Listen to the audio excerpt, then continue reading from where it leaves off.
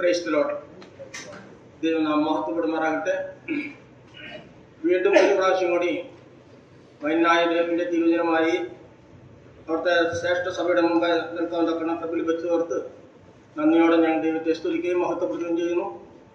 അവകാശങ്ങളൊക്കെ ഒരുക്കി തന്ന സഭയിൽ ഉത്തരവാദിത്തപ്പെട്ടവർക്കും എൻ്റെ ഹൃദയം നിറഞ്ഞുള്ള നന്ദി സ്നേഹവും അറിയിക്കുകയാണ്. ഞങ്ങൾ കുടുംബമായി വളരെ സന്തോഷമായി ക്ഷേമമായി കഴിയുന്നു. മൂത്തമകൻ ദോഹയിലായിരിക്കുന്നു. ഇളയ മകനും ചിന്നമോളും എറണാകുളത്തായിരിക്കുന്നു. അവർ ഈ മഴയുടെ പ്രയാസം കാരണം തന്നെയല്ല ജോലിഭാരം കൂടുതലുള്ളതുകൊണ്ട് ശനിയാഴ്ച രാത്രിയാണ് ഇവിടെ കടന്നു വരാറ്. അവൻ ഞങ്ങളെല്ലാവരും നിർബന്ധിച്ച് വലിയ ദുർഘടം പിടിച്ച സമയമാണ്. കാരണം 1 മണിക്കും 12 മണിക്കും ശേഷമാണ് വീട്ടിലെത്തിച്ചേരുന്നത് കൊണ്ട് മാസത്തിലൊരിക്കലേക്ക് വന്നാൽ മതി, മാതൃസഭയാണ്, മറക്കരുത് എന്ന് കുറച്ചിരുന്നു. അപ്പോൾ അവർ വലിയ ഇവിടെയുള്ള പാലാരി വട്ടത്തുള്ള ദൈവസഭയിലാണ് ദൈവത്തെ ആരാധിക്കാൻ പോകുന്നത്. ഒരു ദിവസം മാസത്തിലൊരു പ്രാവശ്യം ഇങ്ങോട്ട് വരുവാനും പറഞ്ഞിട്ടുണ്ട്. അപ്രകാരം അവർ ചെയ്തുകൊണ്ടിരിക്കുന്നു. ഇളയ മകനും ഞാനും ലിസിയുമാണ് വാരത്തിലായിരിക്കുന്നത്. ഞങ്ങൾ വളരെ ക്ഷേമമായി സന്തോഷമായി കഴിഞ്ഞു പോകുന്നു. വീണ്ടും ഞങ്ങളെ പ്രാർത്ഥനയും പറയുകയാണ്. ഇന്നത്തെ വചന ശുശ്രൂഷയെ ഓർത്ത് അന്വേഷണം പറഞ്ഞപ്പോൾ ഏത് വിഷയമാണ് സംസാരിക്കേണ്ടത് എങ്ങനെയാണെന്ന് ഞാൻ ദൈവസന്നിധിയിൽ ഇരുന്നപ്പോൾ എനിക്ക് ദൈവകൃപയിൽ തന്ന വചനം ഭാഗം ഉത്തമഗീതത്തിൽ നിന്നാണ് പറഞ്ഞത്. ഈ ഉത്തമഗീതം എന്ന് പറയുമ്പോൾ തന്നെ നമ്മുടെ മനസ്സിലിപ്പോൾ തന്നെ ഒരു ആജ്ഞ മനസ്സിൽ വന്നിട്ടുണ്ടാവും.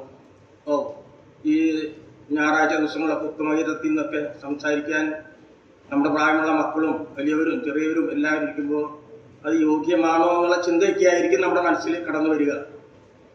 എന്നാൽ ഞാൻ ആ വിഷയം ഓർത്ത് ഞങ്ങളുടെ ഭവനത്തിലെ പ്രാർത്ഥനയ്ക്ക് പ്രാർത്ഥനയൊക്കെ ഉൽപ്പത്തി മുതൽ വെളിപ്പാട് വരെയുള്ള പുസ്തകങ്ങൾ വായിക്കാറുണ്ട് പതിവ്.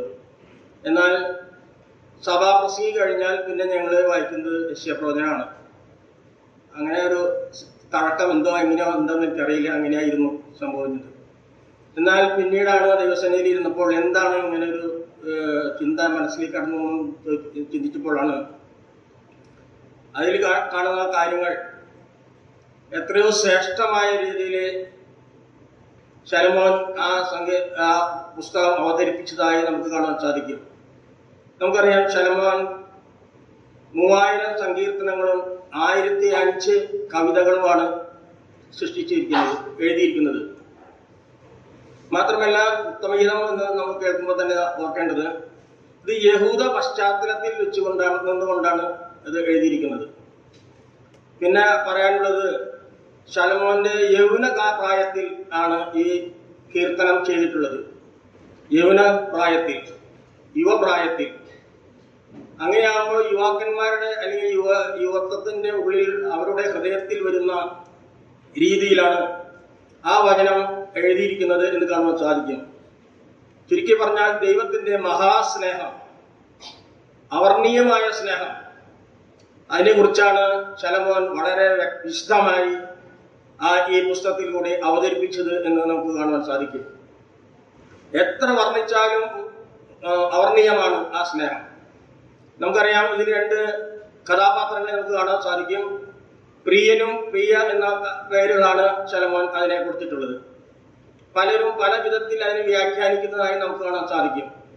എന്നാൽ എനിക്ക് തോന്നുന്നു, ഞാൻ വിചാരിച്ചിരിക്കുന്നത് അല്ലെങ്കിൽ ചെയ്യുന്നത് ക്രിസ്തു സഭയുമായിട്ടുള്ള ബന്ധത്തിലാണ്. അപ്പോൾ തന്നെ 2 വിധത്തിലാണ് ചിന്തിക്കാൻ ആഗ്രഹിക്കുന്നത്. സഭയും അല്ലെങ്കിൽ ഭാര്യ ഭർത്താവ് ബന്ധത്തെ കുറിച്ചും അതിനെ ചേർത്തുകൊണ്ട് ചിന്തിക്കാനായിട്ട് ആഗ്രഹിക്കുകയാണ്. പ്രിയമുള്ളവരെ, നമുക്കറിയാൻ സാധിക്കും, നമ്മുടെ അപ്പോസ്തലനായ പൗലോസ് തന്നെ കൊരിന്ത്യ ലേഖനത്തിൽ ഇപ്രകാരം പറയുന്നു. എഫേസ്യ ലേഖനം 5-ാം അധ്യായത്തിന്റെ 25-ാം വാക്യത്തിൽ ഇപ്രകാരം വായിക്കുന്നുണ്ട്. ഭർത്താക്കന്മാരുള്ള ബന്ധത്തിലാണ് അത് പറയുന്നത്. ഭർത്താക്കന്മാരെ, ക്രിസ്തു സഭയെ സ്നേഹിച്ചതുപോലെ നിങ്ങളുടെ ഭാര്യമാരെ സ്നേഹിപ്പിൻ എന്നാണ് അവിടെ വായിക്കുന്നത്. നമുക്കറിയാം, നമ്മുടെ മധ്യത്തിൽ നടത്തുന്ന വിവാഹ ശുശ്രൂഷകളിലൊക്കെ ഈ ഒരു വാക്യം വായിക്കാതെ നടക്കുകയില്ല എന്നാണ് ഞാൻ ഓർക്കുന്നത്. എന്തെന്ന് വെച്ചാൽ അത് പവിത്രമായ ഒരു കുടുംബജീവിതമാണ്. നമ്മുടെ ദൈവത്തിന്റെ സ്വപ്ന പദ്ധതിയിലായ ആ പദ്ധതിയാണ് എന്ന് കാണാൻ സാധിക്കും. അതുകൊണ്ട് ആ കുടുംബജീവിതം എന്ന് പറയുന്നത് വളരെ പവിത്രമാണ്. അതുകൊണ്ടാണ് പൗലോസ് അപ്രകാരം ചിന്തിച്ചത്. നമുക്കറിയാം, ആ എഫെസ്യ ലേഖനം 5-ാം അധ്യായത്തിന്റെ അവസാനം ആ ഭാഗത്തേക്ക് വരുമ്പോൾ നമുക്ക് പൗലോസ് പറയുന്നുണ്ട്, ഞാൻ ക്രിസ്തുവിനെയും സഭയെയും ഉദ്ദേശിച്ചത്രേ എന്ന് പറയുന്നുണ്ട്. പൗലോസ് ക്രിസ്തുവിനെയും സഭയെയും ഉദ്ദേശിച്ചുകൊണ്ട് പറയുന്ന അതേമാതിരി തന്നെയാണ് ഭാര്യ ഭർത്താവ് ബന്ധത്തെ കുറിച്ച് അവിടെ പറയുന്നത്. ആ ബന്ധം എന്ന് പറയുന്നത് അവർണീയമായ ബന്ധമാണ് എന്ന് നമുക്ക് കാണാൻ സാധിക്കും. നമ്മുടെ മധ്യത്തിൽ അനേക പ്രശ്നങ്ങൾ ഉണ്ടാകുന്നത് ഈ ബന്ധത്തിന് ഉലച്ചിൽ സംഭവിക്കുമ്പോഴാണ്. ഈ സ്നേഹത്തിന് ഉലച്ചിൽ സംഭവിക്കുമ്പോഴാണ് ഈ പ്രയാസങ്ങൾ ഉണ്ടാകുന്നത്. ഞാൻ അതിനെ എങ്ങനെയാണ് കാണുന്നത്? ഒരു ഭർത്താവ് അവന്റെ ജോലിയെല്ലാം കഴിഞ്ഞിട്ട് ഭവനത്തിലേക്ക് കടന്നു വരുമ്പോൾ ഭാര്യ, നമുക്കറിയാം, ഒരു എഫെസ്യ ലേഖനത്തിന്റെ 5:24 പറയുന്നുണ്ട്, ഭാര്യമാരോട് പറയുന്നത്, നിങ്ങൾ വളരെയധികം കീഴ്പ്പെട്ട് ഇരിക്കണമെന്നാണ് പറഞ്ഞിരിക്കുന്നത്. എന്ന് പറഞ്ഞാൽ അടിമയായിരിക്കുന്നതല്ല അർത്ഥം, പൂർണ്ണമായി ബഹുമാനിക്കണം എന്നാണ് അവിടെ വിധിച്ചേക്കുന്നത്. അങ്ങനെയാണെങ്കിൽ നമുക്കിവിടെ കാണാൻ സാധിക്കുന്നതും അപ്രകാരമാണ് എന്ന് കാണുവാൻ സാധിക്കും. ഈ ബന്ധത്തെ കുറിച്ച് പറയുമ്പോഴാണ് എനിക്ക് ഒരു റോമാലേഖനം 8-ാം അധ്യായത്തിന്റെ 35-ാം വാക്യത്തിൽ നാം വായിക്കുന്നുണ്ട്, ക്രിസ്തുവിന്റെ സ്നേഹത്തിൽ നമ്മെ വേർപിരിക്കുന്നത് കഷ്ടതയോ സങ്കടമോ ഉപദ്രവമോ പട്ടിണിയോ നഗ്നതയോ ആപത്തോ വാളോ ഇവയൊന്നിനെ കൊണ്ട് കഴിയില്ല എന്ന് പൗലോസ് വളരെ വ്യക്തമാക്കി റോമ സഭയോട് അല്ലെങ്കിൽ അവരോട് പറയുന്നതായി കാണുവാൻ സാധിക്കും. എന്ന് പറഞ്ഞാൽ ഈ സ്നേഹത്തെ വേർപിരിക്കാൻ ആരെ കൊണ്ട് സാധിക്കുകയില്ല. എന്നാൽ എങ്ങനെയാണ് വേർപെടുന്നത് അല്ലെങ്കിൽ പ്രയാസങ്ങൾ ഉണ്ടാകുന്നത് ചോദിച്ചാൽ, ഞാൻ നേരത്തെ പറഞ്ഞതുപോലെ ഭർത്താവ് ഭവനത്തിലേക്ക് കടന്നു വരുമ്പോൾ ഭാര്യ ചെയ്യേണ്ടത് വളരെ സ്നേഹത്തോടുകൂടി അദ്ദേഹത്തിനോട് ഒന്ന് ചിരിക്കുകയോ അല്ലെങ്കിൽ ഒരു ഗ്ലാസ് വെള്ളം കൊടുക്കുകയോ ചെയ്യേണ്ടത്. അല്ലാതെ ആ ഭർത്താവിനെ നോക്കിക്കൊണ്ട് വളരെ മുഖം കറുപ്പിച്ചുകൊണ്ട് ഇങ്ങനെ പ്രകാരം പറയുന്നത് കേട്ടിട്ടുണ്ട്, ഞാൻ നിങ്ങളോട് ഇന്നലെ പറഞ്ഞതല്ലേ, ചായപ്പൊടി കൊണ്ടുവരണം അല്ലെങ്കിൽ കറിക്ക് സാധനം കൊണ്ടുവരണം, ഞാൻ എന്തോന്നും എടുത്തിട്ടാ ഇനി ചെയ്യാനുള്ള അങ്ങനെയല്ല ആരംഭത്തിൽ പറയേണ്ടത്. വളരെ സൗമ്യതയുടെ ആത്മാവിൽ ഭർത്താക്കന്മാരോട് പെരുമാറുമ്പോൾ അവർക്ക് നിങ്ങളിലോടുള്ള സ്നേഹം വർദ്ധിക്കുകയാണ് ഉണ്ടായത്. അപ്രകാരം തന്നെയാണ് ഭർത്താക്കന്മാർ ഭാര്യമാരോട് ചെയ്യേണ്ടത്. കുറവുള്ളവർ എല്ലാവർക്കും കുറവുകളുണ്ട്. അവരോട് നാം വളരെ സൗമ്യമായ രീതിയിൽ നിന്നാണ് അവരോട് സംസാരിക്കുവാൻ. ആ കാര്യങ്ങളൊക്കെയാണ് ഞാൻ പറയാൻ പോകുന്ന ഈ വാക്യത്തിന്റെ കൂടി കാണുവാനായിരിക്കുന്നത്. നമുക്ക് ആദ്യമായി ഉത്തമഗീതം 2-ാം അധ്യായം അതിന്റെ 10 മുതൽ 14 വരെയുള്ള വാക്യങ്ങൾ വായിക്കാം. 10 മുതൽ 14 വരെയുള്ള വാക്യം. എന്റെ പ്രിയൻ എന്നോട് പറഞ്ഞത്, എന്റെ പ്രിയെ എഴുന്നേൽക്ക, എന്റെ സുന്ദരി വരിക. ശീതകാലം കഴിഞ്ഞു, മഴയും മാറിപ്പോയല്ലോ, പുഷ്പങ്ങൾ ഭൂമിയിൽ കാണായി വരുന്നു, വള്ളിത്തല മുറിക്കും കാലം വന്നിരിക്കുന്നു. കുറുപ്രാവിന്റെ ശബ്ദവും നമ്മുടെ നാട്ടിൽ കേൾക്കുന്നു. അത്തിക്കായകൾ പഴുക്കുന്നു, മുന്തിരിവള്ളി പൂത്ത് സുഗന്ധം വീശുന്നു. എന്റെ പ്രിയെ എഴുന്നേൽക്ക, എന്റെ സുന്ദരി വരിക. പാറയുടെ പിളർപ്പിലും കടുന്തൂക്കിന്റെ മറവിലും ഇരിക്കുന്ന എന്റെ പ്രാവേ, ഞാൻ നിന്റെ മുഖം ഒന്ന് കാണട്ടെ, നിന്റെ സ്വരം ഒന്ന് കേൾക്കട്ടെ. നിന്റെ സ്വരം ഇമ്പമുള്ളതും മുഖം സൗന്ദര്യമുള്ളതുമാകുന്നു. ദൈവത്തിന് സ്തോത്രം. ഇവിടെ ആ സ്നേഹത്തിന്റെ ആ നിറകുടത്തിൽ നിന്നുകൊണ്ടാണ് ഈ പ്രിയയോട് അല്ലെങ്കിൽ പ്രിയനോട് പറഞ്ഞത്. നമുക്കറിയാം, ആദ്യത്തെ വാക്ക് തന്നെ നമുക്കറിയാം, എന്റെ പ്രിയൻ എന്നോട് പറഞ്ഞത്. എന്റെ പ്രിയൻ എന്നോട് പറഞ്ഞത് എന്ന് പറയുമ്പോൾ ക്രിസ്തു സഭയോട് പറഞ്ഞതാണ് നമുക്ക് കാണുന്നത്. ക്രിസ്തു സഭയോട് പറഞ്ഞത് എന്താണ് അവിടെ പറയുന്നത്? എന്റെ പ്രിയെ എഴുന്നേൽക്ക എന്നാണ് പറയുന്നത്. അപ്പോൾ തന്നെ നമുക്ക് മനസ്സിലായി കാണും, സഭ അവിടെ കിടക്കുകയാണ്, അല്ലെങ്കിൽ ഭാര്യ അവിടെ കിടക്കുകയാണ്. പ്രിയൻ വരുന്നത് അവൾ കണ്ടില്ല. എന്നാൽ ആ പ്രിയൻ അല്ലെങ്കിൽ കർത്താവ് ഭാര്യയോട് പറയുന്നത് ശാഠ്യം കൊണ്ടല്ല പറയുന്നത്, വളരെ സൗമ്യമായ സ്നേഹത്തിന്റെ ഭാഷയിലാണ് പറയുന്നത്. എന്താണ് അവിടെ പറയുന്നത്? എന്റെ പ്രിയൻ എന്നോട് പറയുന്നത്, എന്റെ പ്രിയെ എഴുന്നേൽക്ക, എന്റെ സുന്ദരി വരിക എന്ന്. ഈ വാക്കുകൾ കേട്ടാൽ ഏതൊരു ഭാര്യയ്ക്കും ആ ഭർത്താവിനെ സ്നേഹിക്കാനല്ല ജയിക്കാതിരിക്കാൻ കഴിയുമോ? വളരെ സൗമ്യമായ ഭാഷയിലാണ്, അല്ലെങ്കിൽ സ്നേഹത്തിന്റെ ഭാഷയിലാണ് പ്രിയൻ അല്ലെങ്കിൽ കർത്താവ് സഭയോട് പറയുന്നത്. ഇവിടെ സഭ എന്താണ് ചെയ്യുന്നത് എന്ന് നമുക്ക് 5-ാം അധ്യായത്തിന്റെ 2-ാം വാക്യത്തിൽ നാം വായിക്കുന്നുണ്ട്. ഞാൻ ഉറങ്ങുന്നു എങ്കിലും എന്റെ ഹൃദയം ഉണർന്നിരിക്കുന്നു. അവിടെ തന്നെ മനസ്സിലായി കാണും, സഭ ഉറങ്ങുകയാണ് എങ്കിലും അവളുടെ മനസ്സ് ഉണർന്നിരിക്കുന്നു എന്നാണ് പറയുന്നത്. ഞാനൊരു ഉദാഹരണം പറയുകയാണ്. മകൻ ഗൾഫിൽ ജോലി കഴിഞ്ഞ് എറണാകുളത്ത് വീട്ടിലേക്ക് വരുമ്പോൾ ഏകദേശം 12 മണി 1 മണി ഉദ്യോഗത്തിലാണ് വരുന്നത്. എന്നാൽ ആ വരവ് നോക്കി ലിസി അവിടെ ഫ്രണ്ടിൽ വന്ന് ഇരിക്കും.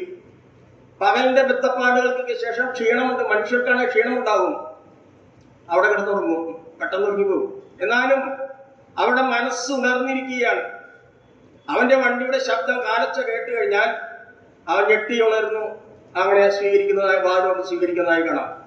പ്രിയമുള്ളവരെ, ഇത് ഞാൻ പറയുവാൻ കാരണം നമുക്കറിയാൻ സാധിക്കും, നമ്മുടെ പ്രാണപ്രിയന്റെ കാലച്ച ശ്രദ്ധിച്ചുകൊണ്ട് കേട്ടുകൊണ്ട് സഭ എപ്പോഴും ഉണർന്നിരിക്കണം. അഥവാ സഭ ഉറങ്ങുകയാണെങ്കിൽ, നമുക്കറിയാം ക്ഷീണമുണ്ട്, ഉറങ്ങുകയാണെങ്കിലും കാലച്ചയുടെ ശബ്ദം കേട്ട് കഴിഞ്ഞാൽ ഞെട്ടി ഉണരണം. അതാണ് ഇവിടെ പറയുന്നത്. ഇന്ന് നമുക്കറിയാം അനേക സഭകൾ ഞായറാഴ്ചത്തെ ഈ മീറ്റിംഗ് കഴിഞ്ഞാൽ വേറെ ആഴ്ചയിൽ ഒന്നും മീറ്റിംഗ് ഇല്ല. അനേക സഭകൾ അങ്ങനെയാണ്. നിങ്ങൾ അറിയുന്നത് പോലെ എല്ലാ മാസത്തിലും 4-ാമത്തെ ആഴ്ച വാണിയംകുളത്തേക്ക് പോകുന്നുണ്ട്. 2-ാമത്തെ ആഴ്ചയാണ് ചാലക്കുടിയിലേക്കോ അല്ലെങ്കിൽ പാരിയേക്കരയ്ക്കോ അല്ലെങ്കിൽ പഴഞ്ഞിലേക്കോ സഭയിലേക്കൊക്കെ അവർ വിളിക്കുമ്പോൾ പോകുന്നത്. ഇവിടങ്ങളിലൊക്കെ ആഴ്ചയിൽ ഒരു ദിവസം ഞായറാഴ്ചത്തെ മാത്രം ശുശ്രൂഷ, ബാക്കിയുള്ള ദിവസങ്ങൾ മൗനമായിരിക്കുകയാണ്. പല കാരണങ്ങളുണ്ടാകും. ദൂരം കൂടുതൽ വിശ്വാസികളൊക്കെ അകലെന്ന് വരുന്നവരായിരിക്കാം, അല്ലെങ്കിൽ മറ്റെന്താ പല പ്രശ്നങ്ങൾ ഉണ്ടായിരിക്കാം. എത്ര ശോചനീയമായ അവസ്ഥയാണ് പ്രിയമുള്ളവരെ. നമ്മുടെ സഭയ്ക്ക് അങ്ങനെയല്ല. ദൈവം അനുഗ്രഹിച്ച് നമുക്ക് തന്നിട്ടുണ്ട്. തിങ്കളാഴ്ചത്തെ ദിവസം ഒഴിച്ച് ബാക്കി എല്ലാ ദിവസങ്ങളും നമുക്ക് ശുശ്രൂഷകളുണ്ട്. വളരെയധികം ദൈവം നമ്മെ അനുഗ്രഹിച്ചു. അപ്പോൾ തന്നെ ഞാൻ ഇപ്രകാരം വളരെ സംഘത്തോട് പറയുകയാണ്, കഴിഞ്ഞ ചൊവ്വാഴ്ച പ്രാർത്ഥനാ യോഗത്തിന് 6 സഹോദരിമാര് 14-15 സഹോദരന്മാർ പ്രാർത്ഥനാ യോഗത്തിന് വന്നതാണ്. പ്രിയമുള്ളവരെ, നമുക്ക് എന്തിന്റെ കുറവാണുള്ളത്? ഒരു ചാൽ അകലത്തിലാണ് നമ്മുടെ ഭവനവും ഹോളും ഇരിക്കുന്നത്. നമ്മുടെ അവസ്ഥ എങ്ങനെയാണ്? നാം ഈ ദൂരത്തേക്ക് അല്ലെങ്കിൽ ഇന്ത്യയുടെ പല ഭാഗങ്ങളിലേക്ക് നോക്കുമ്പോൾ വളരെയധികം പേടിച്ചുകൊണ്ടാണ് ദൈവജനം ആരാധിക്കുവാൻ അല്ലെങ്കിൽ ദൈവത്തെ സന്നിധിയിലേക്ക് കടന്നു വരുന്നത്. സുവിശേഷ വിരോധികളുടെ വലിയ അക്രമം നടന്നുകൊണ്ടിരിക്കുകയാണ്. നാം കഴിഞ്ഞ ദിവസം നമ്മുടെ ഛത്തീസ്ഗഡിൽ നിന്ന് വന്ന ഒരു സഹോദരൻ പ്രകാരം പറയുണ്ടായി, ഒരു ഗ്രാമത്തിൽ നിന്ന് ക്രിസ്ത്യാനി എന്ന പേരിലെ അവരെ ഗ്രാമത്തിൽ നിന്ന് അഴിച്ചുവിട്ടുവെന്ന് പുറത്താക്കി. പ്രിയമുള്ളവരെ, അവരുടെ ക്രിസ്തുവിന്റെ സാക്ഷ്യത്തിന് വേണ്ടി അവർ പുറത്തു പോവുകയാണ്. അവിടുത്തെ വസ്ത്രം ഒഴിച്ച് വേറെ ഒന്നും അവർക്ക് എടുക്കാൻ സമ്മതിച്ചില്ല. മറ്റൊരു വാട്സപ്പ് ന്യൂസ് ഞാൻ കേട്ടത്, ഒരു ഗ്രാമത്തിലെ ഒരു അപ്പനും അമ്മയും 3 മക്കളും അവരെ മുഴുവനും വീട്ടിൽ നിന്ന് ഇറക്കി നിർത്തി ചെറിയ മകന്റെ തലയ്ക്ക് തോക്ക് ചൂണ്ടിയിട്ട് പറയുകയാണ്, നിങ്ങൾ ഈ വിശ്വാസത്തിൽ നിന്ന് പിന്മാറണം, ഇല്ലെങ്കിൽ ഈ കുഞ്ഞിനെ കൊല്ലുമെന്ന്. അവർ പറഞ്ഞു, ഇല്ല, ഞങ്ങൾ വിശ്വാസത്തിൽ ഉറച്ചു നിൽക്കുന്നു പറഞ്ഞു. പറഞ്ഞു തീരുമ്പോഴേക്കും വെടിവെച്ച് ഉയർത്തി ആ കുഞ്ഞ് അവിടെ മരിച്ചു വീണു. അങ്ങനെ 1, 2, 3 കുഞ്ഞുങ്ങളെ അങ്ങനെ വെടിവെച്ചു വന്നു. ഒടുവിൽ ഭാര്യയെ കൊണ്ടു നിർത്തി ഭർത്താവിനോട് പറഞ്ഞു, നീ നിന്റെ ഉപദേശം മറക്കുന്നുണ്ടോ അല്ലെങ്കിൽ ഉപേക്ഷിക്കുന്നുണ്ടോ? ഇല്ലെങ്കിൽ ഇവിടെ ഞാൻ കൊല്ലും, നിനക്ക് വേറെ ഭാര്യയെ കിട്ടും, വേറെ മക്കളുണ്ടാകും, ഈ ഉപദേശം മാറിപ്പോകണമെന്ന് പറഞ്ഞു. ആ ഭർത്താവ് പറഞ്ഞു, ഇല്ല, ഞങ്ങളുടെ വിശ്വാസം നിങ്ങൾ മാറിപ്പോയില്ല. ആ ഭാര്യയെ വെടിവെച്ചു കൊന്നു. ഒടുവിൽ ഭർത്താവിനോട് പറഞ്ഞു, നീ വിശ്വാസത്തിൽ നിന്ന് മാറിപ്പോകുന്നുണ്ടോ ഇല്ലയോ? അവനും പറഞ്ഞു, മാറിപ്പോകുന്നില്ല. അവനെയും വെടിവെച്ചു കൊന്നു. ഒരു ഗ്രാമത്തിലുള്ള എല്ലാവരും അത് കണ്ടുവരികയാണ്. പ്രിയമുള്ളവരെ, അധികം വിദൂരമല്ല. ആ കാര്യങ്ങളൊക്കെ നമ്മുടെ മധ്യത്തിലേക്ക് വരികയാണെങ്കിൽ നമ്മുടെ അവസ്ഥ എന്തായിരിക്കുമെന്ന് നാം ചിന്തിക്കുക. നമ്മുടെ വിശ്വാസം തളർത്തു പോകില്ലേ? പത്രോസ് യേശുവിനെ തള്ളി പറഞ്ഞതുപോലെ നാം പോകില്ലേ എന്ന് നാം ഓർക്കേണ്ടതാണ് എന്ന് ഞാൻ അതിന്റെ മധ്യത്തിൽ ഒന്ന് പറഞ്ഞു എന്ന് മാത്രം. ഇവിടെ പറയുകയാണ്, സഭ ഉറങ്ങുന്നെങ്കിലും എന്റെ ഹൃദയം ഉണർന്നിരിക്കുന്നു എന്ന് പറയണം.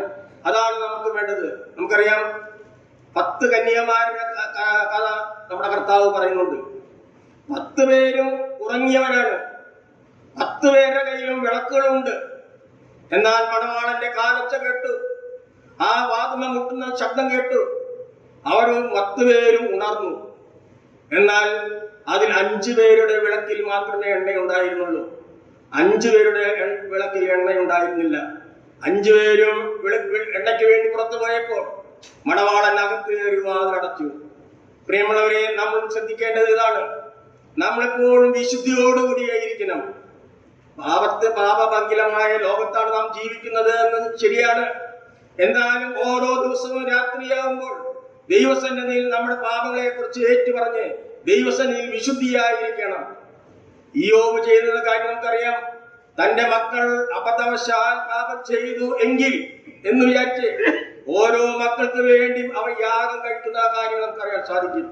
പ്രിയമുള്ളവരെ, കർത്താവ് യേശു ക്രിസ്തു നമ്മോട് പറഞ്ഞത് നിങ്ങളെയും നിങ്ങളുടെ മക്കളെയും ചൊല്ലി കരയും എന്നാണ് പറഞ്ഞത്. ഇത് നമുക്ക് ലോകം പോകുന്നത് എങ്ങോട്ടാണെന്നറിയാം.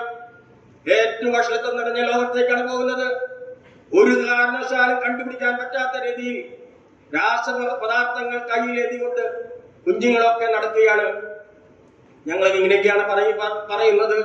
നമുക്കറിയാം, സഭയുടെ ആ പ്രവർത്തനമുണ്ട്. ശനിയാഴ്ച ദിവസങ്ങളിലെ എല്ലാ ദിവസവും ആഴ്ചയിലും സഹോദരന്മാർ എഴുതുന്നുണ്ട്.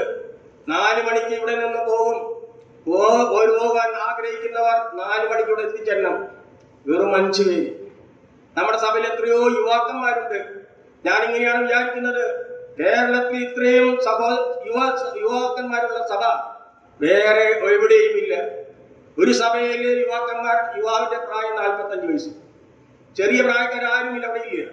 പ്രിയമുള്ളവരെ, അല്പം കാലം കഴിഞ്ഞാൽ യുവാക്കന്മാരൊക്കെ നമ്മുടെ കേരളം വിട്ട് പുറത്തോട്ട് പോകും. എവിടേക്കാണ് അവർ പോകുന്നതെന്ന് മാതാപിതാക്കൾക്ക് അന്വേഷിച്ചാൽ പിടികിട്ടില്ല. ഞാൻ കേട്ടു, നമുക്കറിയാം, ഈ MDMA എന്ന് പറഞ്ഞ രാസവസ്തു ഒരു തരി കയ്യിൽ കിട്ടിയാൽ മതി. അവരുടെ ആ മൈൻഡ് മുഴുവനും 48 മണിക്കൂറിന് വലിയ ലോകത്തേക്കാണ് കടന്നു പോകുന്നത്. അതുകൊണ്ട് എന്താ ഉണ്ടാകുന്നത്? അവർക്ക് ആദ്യം കിട്ടുന്ന വികാരമാണ് എന്താണെന്ന് വെച്ചാൽ അത് കൊലയാണ് ചെയ്യേണ്ടതെങ്കിൽ അവർ കൊല്ലും. അവിടെ അപ്പനെന്നോ ഭാര്യയെന്നോ മക്കളെന്നോ യാതൊരു ഇന്ന് ടീച്ചേഴ്സാണ് വിൽപ്പന മേഖലയിൽ ഇരിക്കുന്നത്. നിങ്ങൾ എന്റെ പത്രങ്ങളിൽ വായിക്കുന്നുണ്ട്. ടീച്ചേഴ്സ് കേൾക്കണേ, ലോകം പോകേണ്ട പോക്ക്. അതുകൊണ്ട് കർത്താവ് പറയുന്നത്, അതുകൊണ്ടാണ് നിങ്ങളെയും നിങ്ങളുടെ മക്കളെയും ചൊല്ലി കരവിൻ എന്ന് പറയുന്നത്. അതുകൊണ്ട് പ്രിയമുള്ളവരെ, നമുക്ക് ഉണർന്നിരിക്കാം എന്ന് പറയുകയാണ്. എഫെസ്യ ലേഖനം 5-ാം അധ്യായത്തിന്റെ 14-ാം വാക്യം ഒന്ന് വായിക്കാം.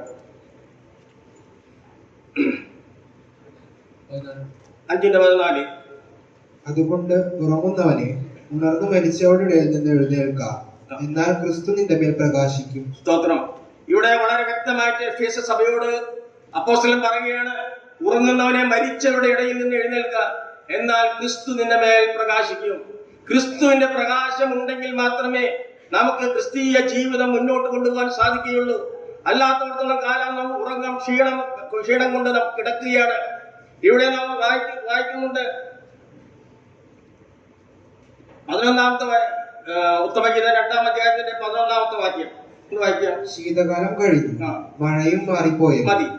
ഇവിടെ പറയുകയാണ്, അവൾ ഉറങ്ങുവാനുണ്ടായ കാരണം എന്താണ്?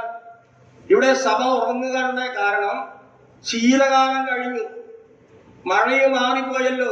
നമുക്കറിയാം, ശീതകാലം എന്ന് പറയുമ്പോൾ തണുപ്പിന്റെ സമയമാണ് അല്ലേ? ശീതകാലം തണുപ്പിന്റെ സമയം, ഉറങ്ങാൻ നല്ല സുഖമുള്ള സമയം, പുതച്ചു മൂടി ചുരുണ്ടുകൂടി കിടക്കുവാൻ പറ്റിയ സമയം, മറന്നുകൊണ്ട് ഉറങ്ങാൻ പറ്റിയ സമയം. എന്ത് തന്നെ സംഭവിച്ചാലും ഉണരില്ല എന്ന് നമുക്കറിയാം. വയനാട്ടിലൊക്കെ ഉരുളുപൊട്ടി, ഉറങ്ങിക്കിടക്കുന്നവര് പോലും ആ മലപാച്ചിൽ ഒലിച്ചുപോയി. കാരണം എന്താണ്? നല്ല തണുപ്പുള്ള സമയം. എന്ത് സംഭവിച്ചാൽ ലോകത്ത് ആ സമയത്ത് പറയുന്നുണ്ട്, പലരും വിളിച്ചു പറഞ്ഞു നടന്നു, ഇറങ്ങി ഓടിക്കൊള്ളിന്ന്. പക്ഷെ എണിക്കാൻ പറ്റില്ല, അത്രയും ഉറക്കത്തെ സമയമാണ്. ഇവിടെ പറയുന്നത് ശീതകാലം കഴിഞ്ഞു, മഴയും മാറിപ്പോയി, എന്നാലും സഭ കിടന്ന് ഉറങ്ങുകയാണ്. പ്രിയമുള്ളവരെ, വളരെ വേദനയോട് പറയാണ്, സഭകളൊക്കെ ഉണരേണ്ട കാലം അടുത്തിരിക്കുന്നു. അതുകൊണ്ട് സഭകളോട് പറയുകയാണ്, തിരിക്കരുത്. നമ്മുടെ സഭയെ കുറിച്ചല്ല, മറ്റുള്ള അനേക സഭകൾ ഇന്ന് തകർന്ന് തരിപ്പണമായി കൊണ്ടിരിക്കുകയാണ്. നമുക്കറിയാം, 2000-ല് 2000-ൽ എത്ര സഭകൾ നമ്മുടെ മധ്യം ഉണ്ടായിരുന്നു എന്ന് നമുക്കറിയാൻ സാധിക്കും. വളരെ കുറവ് സഭകൾ നമ്മുടെ കേരളത്തിലുള്ളൂ. എന്നാൽ 2026 വരുമ്പോഴേക്കും അനേക സഭകൾ കേരളത്തിലുണ്ട്. എങ്ങനെയാണ് ആ സഭ ഉണ്ടായത്? പുതിയ ആത്മാക്കൾ വന്നിട്ടാണോ? അല്ല പ്രിയമുള്ളവരെ, ഉള്ള സഭയിൽ നിന്ന് 4-5 പേര് മാറിപ്പോയി സഭകൾ സൃഷ്ടിക്കുകയാണ്. ദൈവം ആഗ്രഹിക്കുന്നത് അങ്ങനെയല്ല. ശിഷ്യന്മാരോട് പറഞ്ഞാൽ നിങ്ങൾ പോയി ഭൂലോകത്തെല്ലാവരും പോയി സുവിശേഷം അറിയിക്കാൻ എന്നാണ് പറഞ്ഞത്. മാനസാന്തരപ്പെട്ട പുതിയ ആളുണ്ട് നമ്മുടെ സഭയിൽ. എനിക്ക് തോന്നുന്നില്ല പുതിയതായി അടുത്തൊന്നും ആരും വന്നിട്ടില്ല എന്ന്. പ്രിയമുള്ളവരെ, അതാണ് സഭയ്ക്ക് കൊടുക്കുന്ന ഉത്തരവാദിത്വം. ശീതകാലം കഴിഞ്ഞ് മഴയും മാറിപ്പോയല്ലോ. നമുക്കറിയാം ശീതകാലത്തുണ്ടാകുന്ന അപകടം എന്താണെന്ന്. പത്രോസ് യേശുവിനെ തള്ളി പറഞ്ഞ സമയം ശീതകാലത്താണ് അല്ലേ? നമുക്കറിയാം. അവൻ പിലാത്തോസിന്റെ ആ വീട്ടുമുറ്റത്ത് അവിടെ തീ കാഞ്ഞുകൊണ്ട് ചേവകരും പടയാളികളും ഒക്കെ തീ കാഞ്ഞുകൊണ്ട് ഇരിക്കുകയാണ്. അപ്പോഴാണ് ആ സമയത്ത് നമ്മുടെ കർത്താവ് അർദ്ധ നഗ്നനായി ഒരു മൂലയിൽ കെട്ടപ്പെട്ടവനായി നിൽക്കുകയാണ്. നിങ്ങൾ ആ രംഗം ഒന്ന് ആലോചിച്ച് നോക്കുക. കൊടും തണുപ്പ് എന്ന് പറഞ്ഞാൽ മരം കോച്ചുന്ന തണുപ്പ്. സേവകരും പടയാളികളൊക്കെ തീ കാഞ്ഞുകൊണ്ടിരിക്കുമ്പോൾ നമ്മുടെ കർത്താവ് ആ തണുപ്പില് വസ്ത്രധാരിയായി കെട്ടപ്പെട്ടവനായി നിൽക്കുന്നു. അതിന്റെ ഇടയിലേക്കാണ് പത്രോസ് ഊർന്നു ചെല്ലുന്നത്. പത്രോസ് ചെന്നു, അവരെ കൂട്ടത്തിൽ ഇരുന്നു. എന്നാൽ ആ സ്ത്രീ അത് കണ്ടു. നീയും അവനോട് കൂടെ ഉള്ളവനോ എന്ന് പറഞ്ഞു. എടുത്ത വഴിക്കാവൻ പറഞ്ഞു, ഏയ് ഞാനല്ല, ഞാൻ ഉണ്ടായിരുന്നില്ല. ഇതാണ് തള്ളി പറയുന്ന കാലം. പ്രിയമുള്ളവരെ, ഈ ശീതകാലം എന്ന് പറയുന്നത് യേശുവിനെ അല്ലെങ്കിൽ നമ്മുടെ വിശ്വാസത്തെ തള്ളി പറയുന്ന കാലമാണ്. അതുകൊണ്ട് പ്രിയമുള്ളവരെ, ഇവിടെ അപ്പോസ്തലൻ പറയുന്നത് അത് തീർന്നു, ശീതകാലം കഴിഞ്ഞു, മഴയും കഴിഞ്ഞു, ഉണരുക, വരിക. ആ വിളിക്കുന്ന വിളിക്ക് എന്തൊരു സൗന്ദര്യമാണ് അല്ലേ? എന്റെ സുന്ദരി, അതാ അങ്ങനെയാണ് വിളിക്കുന്നത്. എന്റെ പ്രിയ എഴുന്നേൽക്ക, എന്റെ സുന്ദരി വരിക എന്ന്. ഒരുപക്ഷെ കർത്താവിനോ വടിയെടുക്കാമായിരുന്നു ഇല്ലേ? നമ്മുടെ ഭവനങ്ങളിലൊക്കെ ഉണ്ടാകുന്ന സംഭവങ്ങൾ അതാ. ഭർത്താവ് ജോലി കഴിഞ്ഞ് വീട്ടിലേക്ക് വരുമ്പോ ഭാര്യ ഒന്നും ശ്രദ്ധിച്ചിട്ടുണ്ടാവില്ല, കിടന്നുറങ്ങായിരിക്കും. അവൻ ക്ഷീണിച്ചിട്ടായിരിക്കും വരുന്നത്, അല്ലെങ്കിൽ ജോലി സ്ഥലത്തുള്ള ആ ടെൻഷൻ കൊണ്ടൊക്കെയായിരിക്കും വരുന്നത്. അവനെ ഒന്ന് ആശ്വസിപ്പിക്കാൻ ഭാര്യ അവിടെ ഉണ്ടായിരുന്നെങ്കിൽ എത്രയോ നന്നായി. അതുകൊണ്ട് അവന്റെ കോപം ഇരട്ടിയായി അവൻ അവിടെ ഉപദ്രവിക്കാൻ തുടങ്ങി. ഇന്ന് അനേകം ഭവനങ്ങളിൽ നടത്തുന്ന സംഭവം അതാണ്. ഭാര്യയും ഭർത്താവും തമ്മിലുള്ള സ്വച്ഛർച്ച ഇല്ലാതെയാകുമ്പോൾ അനേക വീടുകൾ തകർന്നുകൊണ്ടിരിക്കുകയാണ്. പ്രിയമുള്ളവരെ, അനേക വീടുകൾ തകർന്നുകൊണ്ടിരിക്കുകയാണ്. എന്നാൽ രണ്ടുപേരും ഒന്നിച്ചിരുന്ന് അവരെ ആശയവിനിമയങ്ങൾ ഒന്ന് നടത്തി ഒന്ന് സ്നേഹത്തിൽ ഒരു അരമണിക്കൂറെങ്കിലും ദിവസം അവർ ഇരിക്കുന്നെങ്കിൽ എത്രയോ ആനന്ദമായിരിക്കുമെന്ന് പറയാൻ ആഗ്രഹിക്കുകയാണ്. അതുപോലെ തന്നെ മക്കളുടെ മുൻപിൽ വെച്ചിട്ട് ഭർത്താക്കന്മാരെ പരിഹസിക്കുക, അല്ലെങ്കിൽ മക്കളുടെ മുൻപിൽ വെച്ച് ഭാര്യമാരെ പരിഹസിക്കുക, ഇതൊന്നും നല്ല പ്രവൃത്തിയല്ല. നമുക്കറിയാം, ഈ നമ്മുടെ യോഗങ്ങളൊക്കെ കേട്ട് വരുമ്പോൾ നമ്മൾ ഭവനത്തിൽ ചെല്ലുമ്പോൾ നമ്മുടെ ഒരു ചർച്ചയുണ്ടാവും, ഭാര്യ ഭർത്താവും മക്കളും എല്ലാം കൂടിയിട്ട്. ആ സഹോദരൻ പ്രാർത്ഥിച്ച് ശരിയായില്ല, അല്ലെങ്കിൽ ആ സഹോദരൻ പ്രസംഗിച്ച പോയിട്ട് ശരിയല്ല, അല്ലെങ്കിൽ ആ സഹോദരൻ ഈ സഹോദരി അങ്ങോട്ട് നോക്കി ഈ നോക്കി. പ്രിയമുള്ളവരെ, ഇതൊന്നും മക്കളുടെ മുൻപിൽ നിങ്ങൾ ചർച്ച ചെയ്യരുത്.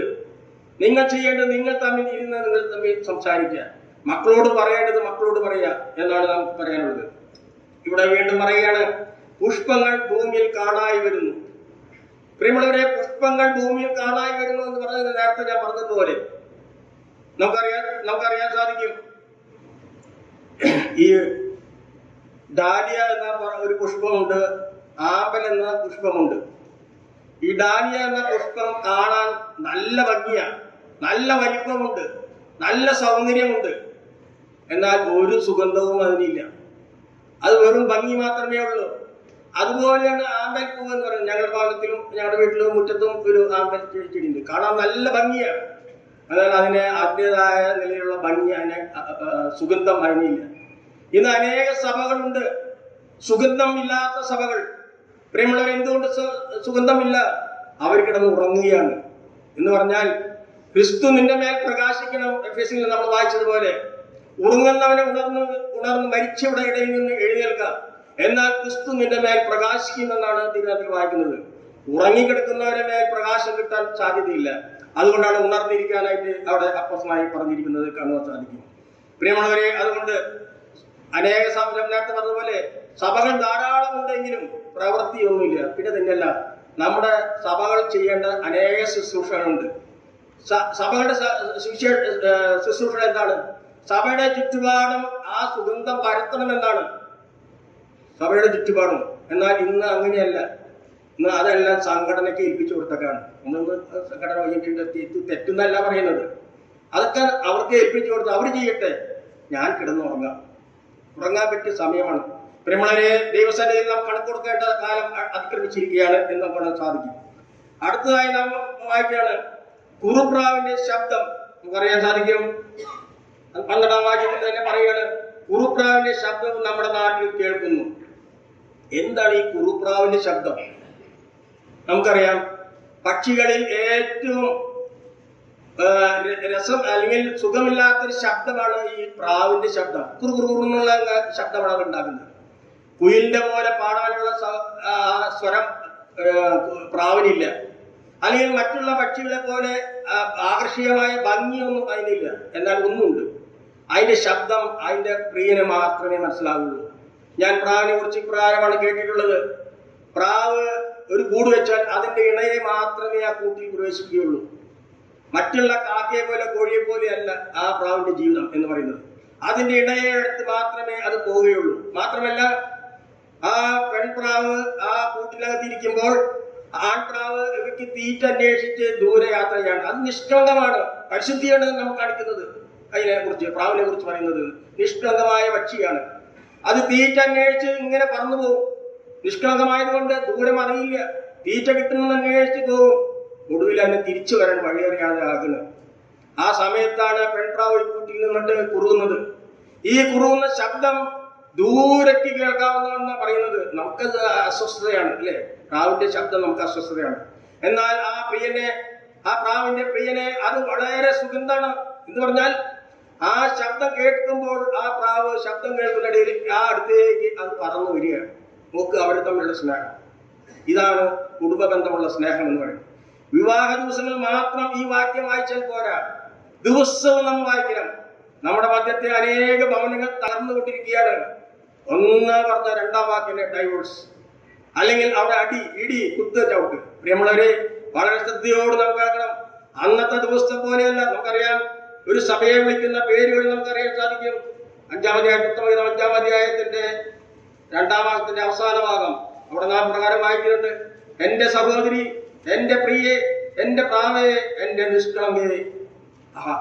എത്ര ആനന്ദമുള്ള പേരുകളാണ് നമ്മളോട് വചനത്തിൽ പറയുന്നുണ്ട്. ഞാൻ നിന്നെ പേർ ചൊല്ലി വിളിച്ചിരിക്കുന്നു.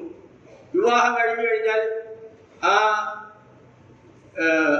ചെറുക്കനും പെൺകുട്ടിയും ആദ്യ ദിവസം തന്നെ റൂമിൽ ഇരുന്നിട്ട് അവർ തമ്മിൽ പറയുന്ന ഒരു സംസാരം ഉണ്ടായിരിക്കും. ഇങ്ങനെ, ചേട്ടാ, ഞാൻ എന്താണ് വിളിക്കേണ്ടത് ചേട്ടന്?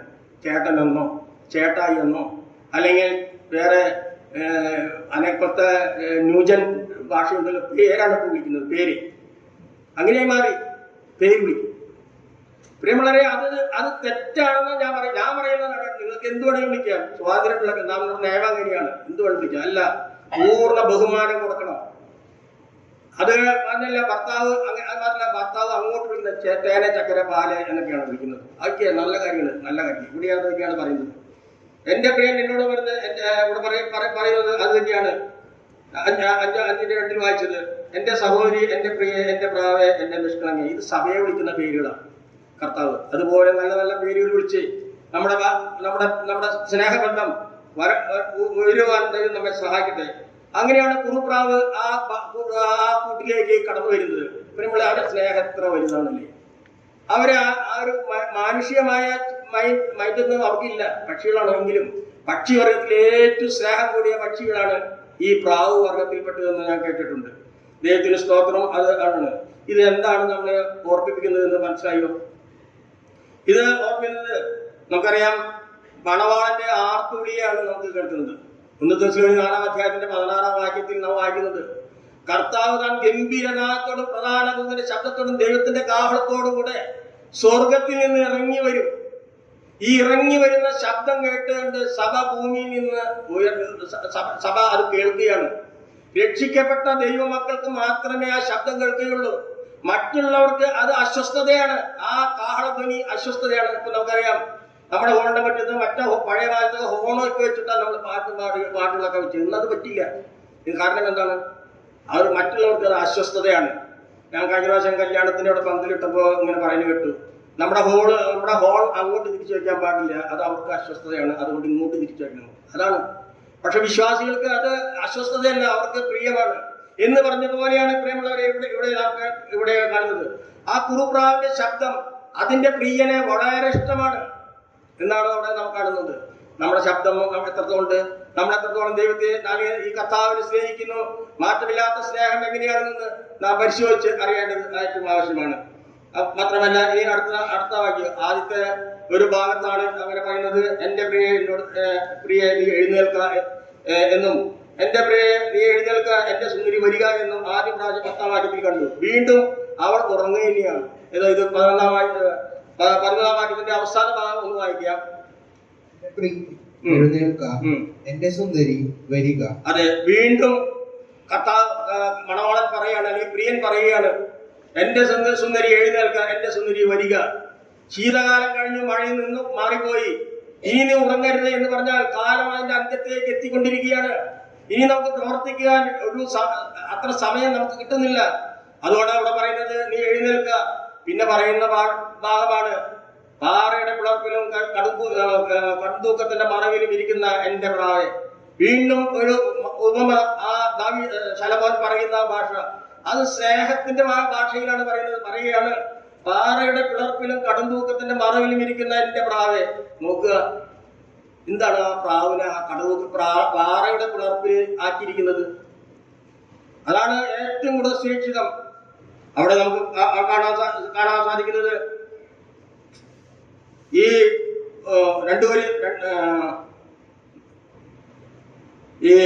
ഈ പ്രാവിനെ, അല്ലെങ്കിൽ നമ്മുടെ പൗലോസ് പറയുന്നുണ്ട്, എന്താണ് പറയുന്നത്? 2 കൊരിന്ത്യർ 11:2 ഒന്ന് വായിച്ചൊക്കെ അറിയാം. എന്തിനാണ് ഈ പ്രാവിനെ ഈ പാറയുടെ പിളർപ്പിലാക്കി വെച്ചിരിക്കുന്നത് നമുക്ക് അവിടെ കാണാൻ സാധിക്കും. ഞാൻ നിങ്ങളെ കുറിച്ച് ദൈവത്തിന്റെ എരിവോടെ എരിയുന്നു. ഞാൻ ക്രിസ്തു എന്ന ഏക പുരുഷന് നിങ്ങളെ നിർമ്മല കന്യകയായി ഏൽപ്പിക്കാൻ വിവാഹ നിശ്ചയം ചെയ്തിരിക്കുന്നു. അതെ, മൂന്നാമത്തെ വാക്യം. എന്നാൽ സർപ്പം ഹവ്വായെ ഉപായത്താൽ ചതിച്ചതുപോലെ നിങ്ങളുടെ മനസ്സ് ക്രിസ്തുവിനോടുള്ള ഏകാഗ്രതയും നിർമ്മലതയും വിട്ട് വഷളായി പോകുമോ എന്ന് ഞാൻ ഭയപ്പെടുന്നു. ഓക്കെ, ഇവിടെ പൗലോസിന്റെ ഭയമാണ് ഇവിടെ പറയുന്നത്. എന്താണ് ഇവിടെ പൗലോസിന്റെ ഭയം? ഞാൻ നിങ്ങളെ കുറിച്ച് ദൈവത്തിന്റെ എരിവോടെ എരിയുന്നു. ഞാൻ ക്രിസ്തു എന്ന ഏക പുരുഷനെ നിങ്ങളെ നിർമ്മല കന്യകയായി ഏൽപ്പിക്കാൻ വിവാഹം ചെയ്യാൻ നിശ്ചയിച്ചിരിക്കുന്നു എന്നാണ് പറയുന്നത്. വിവാഹം നിശ്ചയിക്കുകയാണ്. നമ്മുടെ മധ്യത്തിൽ പ്രായപൂർത്തിയായ പെൺമക്കളുള്ള ഒരു പിതാവിനോട് ചോദിച്ചാൽ ഈ ഉത്തരം അവിടെ കിട്ടും. എന്താണ്? പ്രായപൂർത്തിയായ വിവാഹ നിശ്ചയം ചെയ്ത ഒരു പിതാവ്, ആ പിതാവിന്റെ മനസ്സിൽ ഗോളമാണ് ഉണ്ടാകുന്നത്. കാരണം പറയാം, ഒരിക്കൽ ഒരു ഒരു ന്യൂസിൽ ഞാൻ കേട്ടതാണ്, വിവാഹ ദിവസം എല്ലാ ഒരുക്കങ്ങളും കഴിഞ്ഞു, മണവാളൻ വന്നു കഴിഞ്ഞു, മണവാട്ടിയെ അല്ലെങ്കിൽ ആ കല്യാണം കഴിക്കാവുന്ന ആ കുഞ്ഞിനെ നോക്കി പിതാവ് അവന്റെ മനത്തിൽ നോക്കിയപ്പോ കുട്ടിയെ കാണാനില്ല, പെൺകുട്ടിയെ കാണാനില്ല. വിവാഹ ദിവസമാണ്, മണവാളൻ വന്നു, വിളിക്കപ്പെട്ടവരെല്ലാവരും വന്നു. എന്നാൽ ആ രംഗത്തേക്ക് പിതാവിന്റെ ഉത്തരവാദിത്തമാണ് പെൺകുട്ടിയെ കൈ പിടിച്ചു കൊണ്ടുവരുന്നത്. പിതാവ് പോയി റൂമിൽ നോക്കിയപ്പോ കുട്ടിയെ കാണാനില്ല.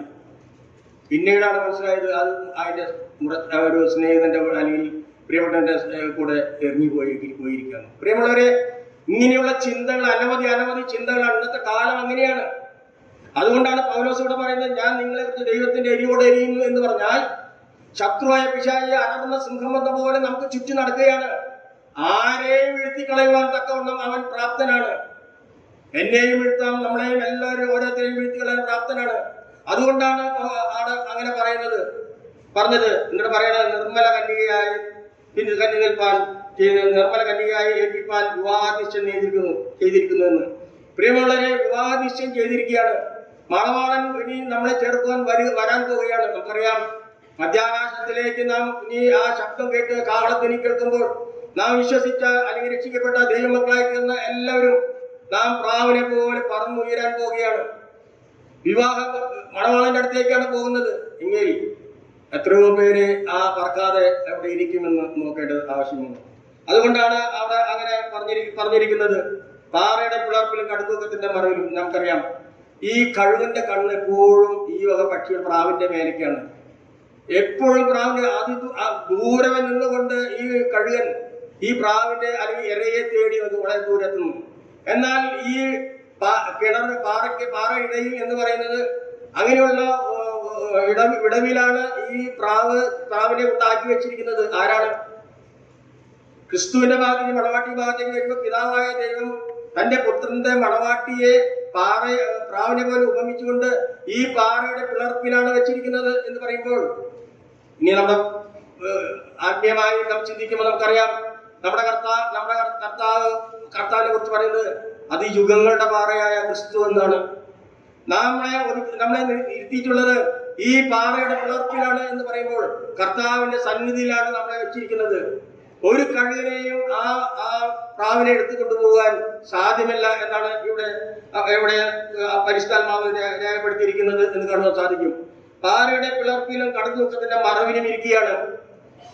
അവൾ അവിടെ ഇരിക്കുകയാണ്, സുരക്ഷിതമായിട്ടാണ് ഇരിക്കുന്നത്. ഇത് ദൈവം തന്റെ പുത്രന്റെ മണവാട്ടി സഭയെ ഒരുക്കി വെച്ചിരിക്കുന്ന സ്ഥാനത്തെയാണ് കാണിക്കുന്നത്. വളരെ സുരക്ഷിതമായി അവിടെ ആ പ്രാവ് കുഞ്ഞ് ഇരിക്കുകയാണ്. എന്നാലും ആ മണവാളന്റെ ശബ്ദം അവർക്ക് പ്രത്യാശയുണ്ട്. ആ മണവാളന്റെ ശബ്ദം അവർ കേൾക്കും, സഭ കേൾക്കും എന്നുള്ള പൂർണ്ണമായ വിശ്വാസം അവർക്കുള്ളതുകൊണ്ട് അവൾ അവിടെ കാത്തിരിക്കുന്നതായി കാണാൻ സാധിക്കും. അടുത്തായി നമ്മൾ വായിക്കുന്നത്, ഞാൻ നിന്റെ മുഖം ഒന്ന് കാണട്ടെ. എത്രയോ വർഷങ്ങളായി, 2026 വർഷമായി ഈ പ്രിയൻ ഈ ലോകം വിട്ടുപോയിട്ട്. എന്നാലും ആ പ്രിയയുടെ മുഖം കാണുവാൻ വേണ്ടി ആകാംക്ഷയോടെ കാത്തിരിക്കുന്ന പ്രിയന്റെ വാക്കുകളാണ് കേട്ടത്. ഞാൻ നിന്റെ മുഖം ഒന്ന് കാണട്ടെ. ഇതിന്റെ ശരിയായുള്ള അർത്ഥം നമുക്ക് മനസ്സിലാകണമെങ്കിൽ ഭർത്താക്കന്മാര് ഇവിടെ നിന്നും ഗൾഫിലേക്കോ അല്ലെങ്കിൽ ഇപ്പൊ UK യിലേക്കൊക്കെ പോയ 10 കൊല്ലം കഴിഞ്ഞിട്ടാണ് വരാൻ പറ്റും. ഗൾഫിലേക്കൊക്കെ പോയ 2 വർഷം, 2.5 വർഷം, 3 വർഷം കഴിഞ്ഞിട്ടേ അവർക്ക് മടങ്ങി വരാൻ സാധിക്കുകയുള്ളൂ.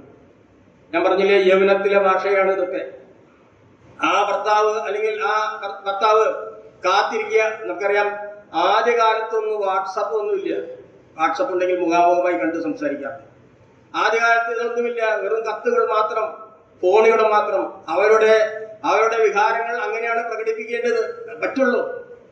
അവർ പറയുന്ന വാക്കുകൾ ഇങ്ങനെയാണ്, നിന്റെ മുഖമൊന്നും ഞാൻ എന്ന് കാണും. വളരെ ചിന്തിക്കേണ്ട കാര്യങ്ങളാണ്. എന്ന് പറഞ്ഞതുപോലെയാണ് ഇവിടെ കർത്താവ് പറയണം ആ പ്രിയയോട്, നിന്റെ മുഖം ഒന്ന് കാണട്ടെ. സഭയുടെ മുഖം ഒന്ന് കാണാൻ ആകാംക്ഷയോടെ കാത്തിരിക്കുന്ന നമ്മുടെ കർത്താവ്. എന്തേ വേഗം വന്നൂടെ കർത്താവിനെ? ഇല്ല പ്രിയമുള്ളവരെ, പിതാവായ ദൈവം പറയാതെ കർത്താവിനെ, പുത്രനായ കർത്താവിനെ സഭ വരാൻ സാധിക്കില്ല. അവൻ പിതാവിന്റെ ഉത്തരവിന് അതിനുവേണ്ടി അവൻ കാത്തിരിക്കുകയാണ് നമുക്ക് കാണാൻ സാധിക്കും. അവിടെ പറയണത് നിന്റെ മുഖം ഒന്ന് കാണട്ടെ. അടുത്തതായി പറയണത് നിന്റെ സ്വരം ഒന്ന് കേൾക്കട്ടെ. നോക്കുക, നിന്റെ സ്വരം. ആദ്യകാലങ്ങളിലൊക്കെ കത്തെഴുതലാണ് നമുക്കറിയാം അല്ലെ? കത്തെഴുതിയിട്ടാണ് ഇവര് അങ്ങോട്ടും ഇങ്ങോട്ടും വിശേഷങ്ങൾ അറിയിക്കുക. പിന്നീടാണ് ടെലിഫോൺ വന്നത്, പിന്നീടാണ് വാട്സാപ്പ് വന്നത്, അങ്ങനെ പലതും വന്നത്. അപ്പൊ ആ കത്തെഴുതുന്ന സമയത്തുള്ള ആ ഒരു വ്യക്തിയുടെ വികാരമാണ് പറയുന്നത്, നിന്റെ സ്വരം ഒന്ന് കേൾക്കട്ടെ. പ്രിയപ്പെട്ട, ഇന്നും ദൈവം കർത്താവ് തന്റെ സഭയോട് പറയുന്നത് നിങ്ങളുടെ സ്വരം ഒന്ന് കേൾക്കട്ടെ. ഒരു ഹല്ലേലൂയ പറയാൻ പോലും നമുക്ക് ത്രാണിയില്ല പ്രിയമുള്ളവരെ. സ്വർഗത്തിൽ പോയ ഹല്ലേലൂയ അല്ലാത്ത മെസ്സേജ് ഒന്നും അവിടെ കേൾക്കില്ല. പാട്ടും ഈ ഹല്ലേലൂയ മാത്രമേ സ്വർഗത്തിലുള്ളൂ. അതൊന്ന് ഓർക്കുവാൻ, അതൊന്ന് ആലോചിച്ച് ഇവിടെ ഒരു ഹല്ലേലൂയ പറയാനോ, അല്ലെങ്കിൽ ഒരു പാട്ടിന്റെ അടി എടുത്ത് പാടാനോ, പാട്ട് പാടുമ്പോൾ ഒന്നിച്ച് പാടുവാനോ, അല്ലെങ്കിൽ ഒരു സങ്കീർത്തനം വായിക്കുവാനോ, അല്ലെങ്കിൽ ആരാധനയ്ക്ക് ഒരു ചിന്ത പറയുവാനോ. എത്രയോ വിദ്യാഭ്യാസമുള്ള യുവാക്കന്മാർ നമ്മുടെ മധ്യയുണ്ട്, പ്രായമുള്ളവരുണ്ട്. അവർ ക്ഷീണിച്ചിട്ടല്ല, കാലം കുറഞ്ഞ പോലെ. ഇപ്പോഴും എനിക്ക് പണ്ടത്തെ പോലെ ശക്തി ഉണ്ടെന്ന് പറയുന്ന പിതാക്കന്മാരെ, യുവാക്കന്മാരോട് എനിക്ക് പറയാനുള്ളത് തന്നെയാണ്, നിങ്ങൾ എത്രയോ വിദ്യാഭ്യാസമുള്ളവരാണ്. ഒരു വേദഭാഗം വായിച്ചുകൊണ്ട് കർത്താവിനെ സ്തുതിക്കുവാൻ നിങ്ങൾക്ക് സാധ്യമല്ലേ? ഇവിടെ പറയാണ് നിന്റെ സ്വരം ഒന്ന് കേൾക്കട്ടെ. ഇത് കേൾക്കുവാനുള്ള സഭാകാന്തൻ സഭയുടെ നടുവിലുള്ളത്. നമുക്കറിയാലോ, 2 3 പേരുടെ നാമത്തിൽ എവിടെ കൂടിയാലും അവരുടെ മധ്യ ഞാനുണ്ടെന്ന് അരുളി ചെയ്ത ദൈവം നമ്മുടെ സകല ശുശ്രൂഷയുടെ നടുവിൽ നിൽക്കുകയാണ്. നിന്റെ സ്വരം ഒന്ന് കേൾക്കുവാൻ, നിന്റെ മുഖം ഒന്ന് കാണുവാൻ നിൽക്കുകയാണ്. അപ്പോഴാണ് നാം ഉറങ്ങി പോകുന്നത് അല്ലേ? ക്ഷീണമുണ്ട്. 1 മണിക്കൂർ, 2 മണിക്കൂർ, 2.25 മണിക്കൂറൊക്കെ നമുക്കിപ്പോ കിട്ടുന്നത്. എത്രയോ സമയം നാം ഓരോ കാര്യങ്ങൾക്ക് വേണ്ടി ചെലവഴിക്കുന്നു. എത്രയോ സീരിയലുകൾ കാണുവാൻ വേണ്ടി, എത്രയോ മൊബൈലുകൾ കിടക്കുന്നവരെ കാര്യങ്ങൾ കൊണ്ട് സമയം ചെലവഴിക്കുന്നു. എന്നാൽ 2 മണിക്കൂർ അല്ലെങ്കിൽ 2.5 മണിക്കൂർ ദൈവസന്നിധിയിൽ ഇരുന്ന് ദൈവത്തെ പാടി സ്തുതിക്കുവാൻ നമ്മൾ എത്രയോ വിമുക്തത കാണിക്കുന്നത് നമുക്ക് കാണാൻ സാധിക്കും. ഇവിടെ പറയുകയാണ്, നിന്റെ സ്വരം ഒന്ന് കേൾക്കട്ടെ. ആ സ്വരത്തെ കുറിച്ച് പ്രിയൻ പറയുന്ന വാക്കുകളാണ് നാം ഇവിടെ കണ്ടത്. എന്താണ് നമ്മള്? നിന്റെ സ്വരം ഇമ്പമുള്ളത്, മുഖം സൗന്ദര്യമുള്ളതുമാകുന്നു. പ്രിയ സഹോദര സഹോദരി, നീ വിചാരിക്കുന്നുണ്ടാവും നിന്റെ പാട്ട് ആർക്കും ഇഷ്ടപ്പെടുന്നില്ല, നിന്റെ സ്വരം ആർക്കും ഇഷ്ടപ്പെടുന്നില്ല എന്ന് നീ ഒരു പക്ഷെ വിചാരിക്കുന്നുണ്ടായിരിക്കും. അല്ല, പാട്ടുകാരൊക്കെ ഇവിടെയുണ്ട്, അത് നമ്മളെ സഹായിക്കാൻ വേണ്ടി ഇവിടെ നിൽക്കുന്നതാണ്. അവരിവിടെ പാടുമ്പോൾ നാം ഒപ്പം പാടണം. ഒരു ഹല്ലേലൂയൊക്കെ ഇടയ്ക്ക് പറയുന്നത് നാം ഒരിക്കലും വ്യത്യാസരാവുന്നാവില്ല. നമ്മൾ നമ്മുടെ വിശ്വാസം മുറുകെ പിടിച്ച് ഇടയ്ക്ക് തലയ്ക്കൽ ഒരു ഹല്ലേലൂയ നമ്മുടെ രാജ്യസഭയോട് ഞാൻ ശ്രമിക്കാറുണ്ട്. എത്ര ശക്തിയായിട്ട് അദ്ദേഹം അവിടെ പറയുന്നു എന്ന് പറഞ്ഞതുപോലെ ഒരു ഹല്ലേലൂയ സ്തോത്രമൊക്കെ ഇടയ്ക്കെന്ന് പറഞ്ഞുകൊണ്ട് നാം ഒരിക്കലും വഴി തെറ്റിപ്പോയില്ല. നമ്മുടെ ഉപദേശം നമ്മുടെ പിതാക്കന്മാരൊക്കെ അന്ന് പറഞ്ഞിരുന്നതാ. പിന്നീട് കാലങ്ങൾ കഴിഞ്ഞു, യുഗങ്ങൾ മാറി, അതെല്ലാം നാം ഉപേക്ഷയായി വിചാരിച്ചു. ആ പുത്രൻ കർത്താവ് പറയാണ്, നിന്റെ സ്വരം ഇമ്പമുള്ളതും നിന്റെ സ്വരം ഇമ്പമുള്ളതും നിന്റെ മുഖം സൗന്ദര്യമുള്ളതുമായിരിക്കട്ടെ എന്ന് പറയുന്നതായി നമുക്ക് കാണാൻ സാധിക്കും. പ്രിയമുള്ളവരെ, ഇത് എത്രയും സ്നേഹമുള്ള ആ വാക്കുകളുടെ മുന്നിൽ നമുക്ക് സാഷ്ടാംഗം വേണ്ടി നമസ്കരിക്കാം. ദൈവത്തിൽ ഇങ്ങനെ വായിക്കുന്നുണ്ട്, ആർക്കും പ്രവർത്തിച്ചുകൂടാത്ത അർദ്ധരാത്രി വരുന്നു. നമ്മുടെ വിഷയത്തിലേക്ക് കടന്നു വരികയാണ്. നാളെ നമുക്ക് ചെയ്യാം, നാളെ ശുശ്രൂഷകൾ ചെയ്യാം, അടുത്ത ദിവസം ചെയ്യാം, അടുത്ത ഞായറാഴ്ച ഞാൻ ചിന്തയുമായിട്ടാണ് കടന്നു വരുന്നത്. ഇന്ന് കണ്ടു രാത്രി ആരാധനയ്ക്ക് ചിന്ത പറയാൻ വൈകി പോകണം. ഒരു സെക്കൻഡ് ദൈവസന്നിധിയിൽ നമുക്ക് വിലയുള്ളതാണ്. പ്രിയമുള്ളവരെ, നാം ഒരുങ്ങി വരണം. സമയത്തും അസമയത്തും നാം ഒരുങ്ങിയിരിക്കണമെന്നാണ് തിരുവനന്തപുരത്തിൽ വായിക്കുന്നത്. സമയത്തും അസമയത്തും. അതുകൊണ്ട് പെട്ടെന്ന് എനിക്കുമ്പോൾ നിങ്ങൾ വിചാരിക്കും, ഇയാൾക്ക് തന്നെ അല്ലെങ്കിൽ ഈ സഹോദരനെ എപ്പോഴും ചിന്ത പറയാനുള്ളൂ, ഞങ്ങൾക്കൊന്നും സമയമില്ല. സമയമുണ്ട്. ഇപ്പോ തിരുത്തി സഹോദരൻ എഴുന്നേറ്റ് എത്ര സമയം കഴിഞ്ഞിട്ടോ തിരുത്തി സഹോദരൻ എഴുന്നേറ്റത്? നമുക്ക് പലരുടെയും മനസ്സിൽ അങ്ങനെ തോന്നിയിട്ടുണ്ടാവും. ഏത് സഹോദരൻ തന്നെ എഴുന്നേറ്റു, എപ്പോഴും സഹോദരൻ തന്നെ. അതിനുശേഷം ഞാൻ എഴുന്നേറ്റു, എനിക്കൊരു ശുശ്രൂഷയുള്ളപ്പോൾ വീണ്ടും ഒരു ശുശ്രൂഷ ചെയ്യേണ്ട കാര്യമുണ്ടോ? ഇല്ല, ഒരു ശുശ്രൂഷയും ചെയ്യാം. പക്ഷെ സമയം വിലയുണ്ട് കേട്ടോ. ആ സമയത്ത് നാം എഴുന്നേറ്റ് സമയം ചെയ്യേണ്ടതാണ്. അതാണ് പറയുന്നത്, ആർക്കും പ്രവർത്തിച്ചുകൂടാ അർദ്ധരാത്രി വരാൻ പോവുകയാണ്. നമുക്കറിയാം, ഒരു ഏരിയാവിലുള്ള ബന്ധത്തിൽ നമുക്കറിയാം, വൻകാര്യങ്ങൾ ചെയ്തവനാണ് ഏരിയാവ്. മഴ ആകാശത്തിന്റെ കിളിവാതിൽ അടച്ചവനാണ്. എന്നാൽ വീണ്ടും ആകാശത്തിന്റെ കിളിവാതിൽ തുറക്കുവാൻ വേണ്ടി ഏരിയാവ് പ്രാർത്ഥിക്കാൻ തല കാലിന്റെ ഇടയിൽ വെച്ച് അങ്ങനെ കുനിഞ്ഞു നിൽക്കുകയാണ്. താൻ വിശ്വാസത്തോടുകൂടി പ്രാർത്ഥിച്ച ശേഷം തന്റെ ബാല്യക്കാരനോട് പറഞ്ഞു, നീ ആ കടലിന്റെ നേരെ ഒന്ന് നോക്കി, മുകളിലോട്ടൊന്ന് നോക്കിയേ. ബാല്യക്കാരൻ പോയി നോക്കി, ഒന്നും കണ്ടില്ല. 1, 2, 3 പ്രാവശ്യം നോക്കി, ഒന്നും കണ്ടില്ല. വീണ്ടും ഏലിയാവ് ബാല്യക്കാരനെ വിട്ടു. ബാല്യക്കാരൻ പോയി മടങ്ങി വന്ന് പറഞ്ഞത് എന്താണെന്ന് അറിയോ? ഒരു മനുഷ്യന്റെ കൈപ്പത്തി പോലെ ഒരു കാർമേഘം അങ്ങ് കാണുന്നു. ദൈവത്തിന് സ്തോത്രം. ഏലിയാവ് പ്രാർത്ഥന നിർത്തിയില്ല, നിർത്താതെ പ്രാർത്ഥിച്ചു. നമുക്കറിയാമല്ലോ, ആ കാർമേഘം ആ വടക്കേ ഇന്ത്യയിൽ നിന്ന് ആ കാറ്റ് വീശിക്കൊണ്ടിരിക്കുകയാണ്. നമ്മൾ വിചാരിക്കും കേരളത്തിൽ 45% ക്രിസ്ത്യാനികളുണ്ട്, ആ കാറ്റൊന്നും ഇങ്ങോട്ട് തട്ടില്ല എന്ന് പറയും. പ്രിയമുള്ളവരെ, അല്ല, ഈ കാറ്റ് അതിവേഗത്തിൽ വീശിക്കൊണ്ടിരിക്കുകയാണ്. ഒന്നോർക്കുക, ആ വൻമഴ പെയ്തു, വൻമഴ ചൊരിയും. നമ്മളെ ആ നോഹയുടെ കാലം ഓർത്തുകൊള്ളുക എന്ന് നമ്മൾ പറഞ്ഞിട്ടുണ്ട്. എന്താണ് നോഹയുടെ കാലത്തുണ്ടായത്? നോഹയാണെങ്കിൽ പെട്ടെന്ന് പടന്നത്. നോഹയോ പെട്ടെന്ന് പടന്നു കഴിഞ്ഞു. അവൻ പ്രസംഗിച്ചു, അവൻ നീതി പ്രസംഗിയാണെന്ന് പറഞ്ഞിട്ടുള്ളത്. അങ്ങനെ നോഹയുടെ പെട്ടകത്തിന്റെ പണി കഴിഞ്ഞു. ദൈവം നോഹയോട് പറഞ്ഞു, നിങ്ങളെല്ലാവരും നോഹയുടെ കുടുംബം പെട്ടകത്തിൽ കയറി. പെട്ടകം ഉണ്ടാക്കിയത് നോഹയാണെങ്കിലും അതിന് വാതിലടയ്ക്കാൻ നോഹയ്ക്ക് അറിയില്ല. അതുപോലെ തന്നെ നോഹയ്ക്ക് ആ വാതിൽ തുറക്കാനും നോഹയ്ക്ക് അറിയില്ല. കാരണം എന്താണെന്നറിയോ?